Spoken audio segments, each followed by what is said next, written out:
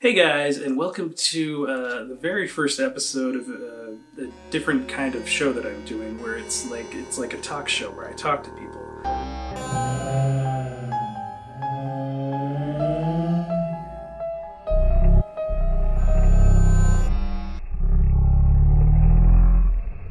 Okay, so my very first guest is a guy named Zach, and he is joining me from Buffalo, New York. How are you doing, Zach? Things are pretty great right now, except my head is stuck in a box because you told me to. Like, why did you do this instead of, like, just having us video chat normally? Did you have any idea what you wanted to do? Other than have me stick my head in a box? Yeah, I got some questions, because it's an interview show. Do you have any plants? Somebody convinced me that there was a plant that I could get that wouldn't die, and then it got caught out in the rain and it drowned, and I just have never gotten over it. So, here's I'm going to do a hypothetical question, and it's, Okay. Okay, so you wake up in this rose garden, and you start walking around this rose garden. You notice that all the heads have been cut off the roses. So you start looking around for the heads of these roses, and you think they're going to be on the ground. They're not on the ground. They're nowhere. So as you're looking around, you see this bucket. It's like a wooden bucket, and you go over to the bucket because you think, oh, that's where they probably put the rose heads. The rose heads? Yeah, the heads of the roses. Are they just called the flowers? Okay, so there's a bucket. There's a bucket where you think the flowers are, and it's not flowers, it's fish heads. And what you start doing, for some reason, you start putting the fish heads on the flower stems. And as you're doing this, you hear this horrible noise. And you look in the distance, and there is a tornado of fire.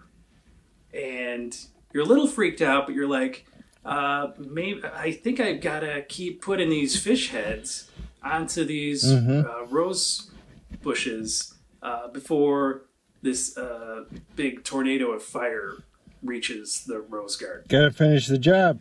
So I guess my question is, if this was a dream I had, what do you think it would mean? Is there anything that you haven't finished in your life that you've been wanting to finish? Like, is there any project that you've just been, putting off? Oh, I've been putting off everything. You need to finish a project or something. Like, get a puzzle. I don't know if I could finish a whole puzzle. Okay, so I just have one more quick question. So, you've arranged to go on a date with a girl at this steakhouse that you both have purchased Groupons for. And so, you meet at the restaurant, and she's like, okay, so you can probably tell by the smell that I've crapped my pants. Nice. But I still want to go on this date. I've been at this restaurant before. I like it. I have the Groupon, and I like to use Groupons basically right away when I get a Groupon, so I don't forget about the Groupon. So the question is, what do you do in this situation? You say, why don't we go back to your place? You get changed in some not crapped pants. Well, the issue is that all of her pants at home are crapped as well.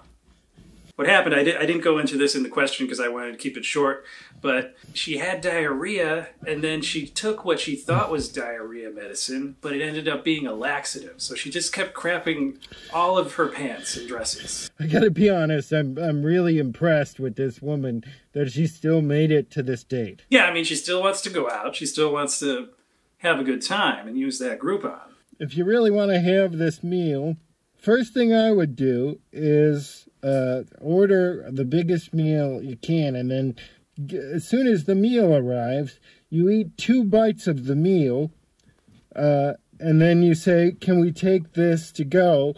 And then on the way home, you stop off at the CVS, you get some Imodium, and you say, why don't we take my car, we'll leave your car in the parking lot, so you get crap all over your car, but it gets you points as a gentleman. And then you go home, and you take out your sewing machine, and you've been wanting to use the cloth you got at Joann Fabrics, and you knit her or sew her a dress. That would be I think that would be a really fun date.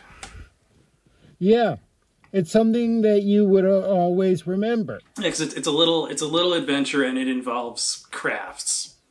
Well, thanks for having me on the show. Yeah, good. Thanks for coming. It's always been a pleasure. Yeah. All right. Well, I guess I'll let you get going because you probably want to get your head out of that box. Yeah, it's really hot in this box. Yeah. My throat is being crushed. Well, I'll see you next time. All right. Thanks.